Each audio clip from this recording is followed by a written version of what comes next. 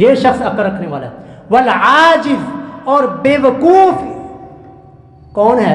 رسول کی نظر میں بیوقوف کون ہے؟ ہماری نظر میں تو وہ جو اچھی طرح کہانی نہ سنا سکتا ہو، گیڑا نہ دے سکتا ہو، اپنی چیزوں کو جھوٹ بول کر اور جھوٹی قسمیں اٹھا کر سودا نہ بیچ سکتا ہو، ہم کہتے ہیں انہوں تو دنیا کا پتہ ہی نہیں،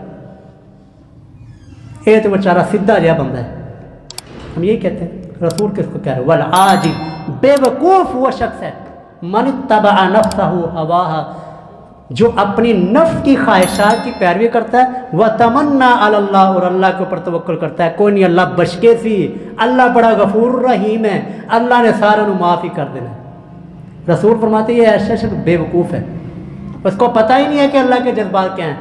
اللہ فرماتے ہیں لیس بامانیکم ولا امانی اہل الکتاب، اور تمہاری جو خواہشات ہیں، جو تم